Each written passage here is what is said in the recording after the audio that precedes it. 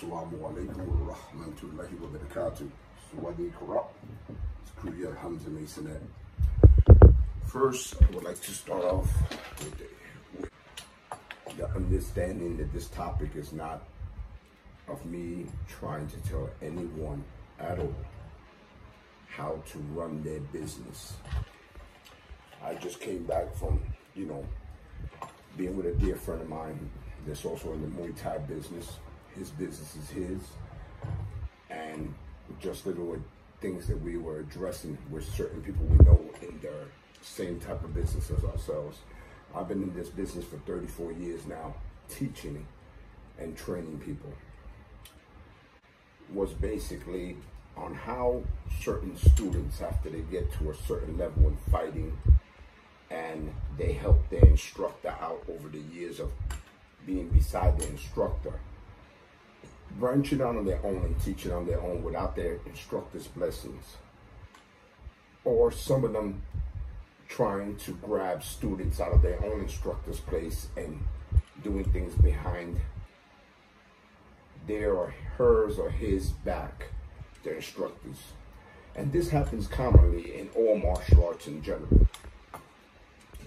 In any martial art background, if you're a Sifu, a guru, whatever it may be. This mostly happens with a lot of us instructors are at fault. The reason why we're at fault at this is because we have a tendency I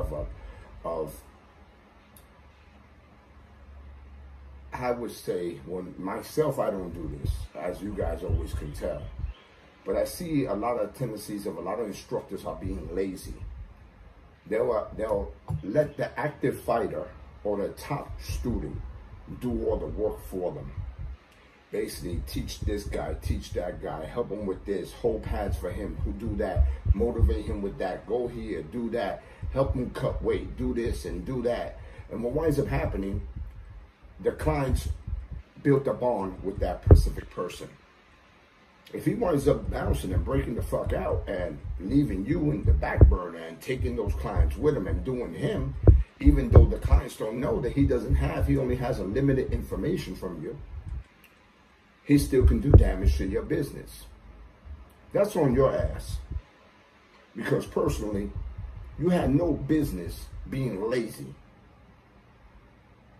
And this happens to a lot of instructors. They are lazy. They don't want to sweat. They don't want to get dirty. They don't want to get into it. They don't want to be there for the weigh-ins. They don't want to be there for the weight cuts. They don't want to be there for shit. All they want to do is, yeah, that's my fighter when they win. And promote him and put a flyer on their freaking shit.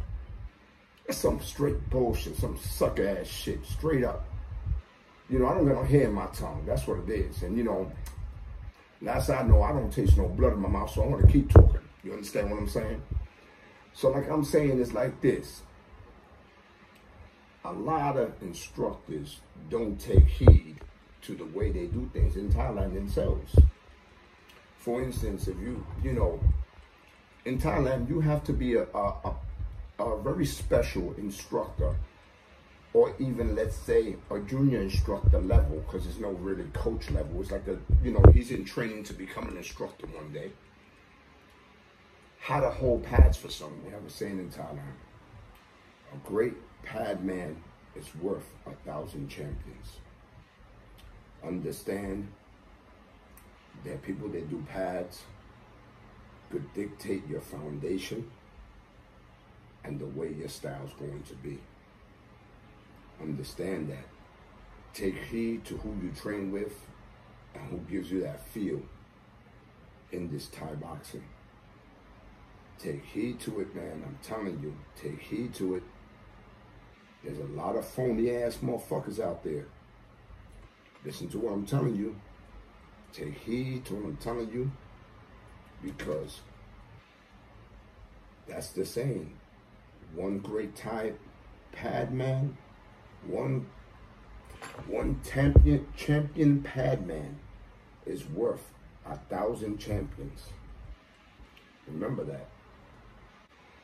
The thing with a lot of people nowadays, they're trying to get a fast money, a fast buck. So they buy a bunch of pads, have beginners hold for one another, and they're not thinking about the lawsuits. the kid hits the other guy, or the guy does it wrong, kicks him in the face, breaks his jaw because he doesn't know how to hold pads. He only has 6 months of training. This one has 4 months of training, and they're holding pads for one another, which don't make no sense to me. A shield pad, I would understand, but hand pads, tie shields, belly protectors, you know, now you're getting a little bit too crazy with it, I would say. But what ends up happening, they're holding pads for each other, and then cells don't know nothing. So they're feeding bad energy to each other, and they're stopping the flow. Because when you hit the pads, the person that's holding the pads is actually dictating your pace and your creativity. So you can't build no muscle memory off of it, not unless you drill with a real good pad man. As for myself, if you look at my stuff, or my brother, Kruyod Hamzah Maisonet from Muay Thai, or my son, the Purple Scorpion, Sawadee, aka Brandon Maisonet, when he trains people, he holds the pads too. My little son, Coach Joel, knows how to hold as well. It's a family trait. You just don't give it to just anybody. See, to hold pads has to be earned. You have to have a good eye, and you have to give a good feel. Your student's feel is everything in Thai boxing. Without that feel, he's not going to get nothing. If they keep holding for one another, beginners, and people don't know what they're doing, what's going to wind up happening, they're going to have bad habits.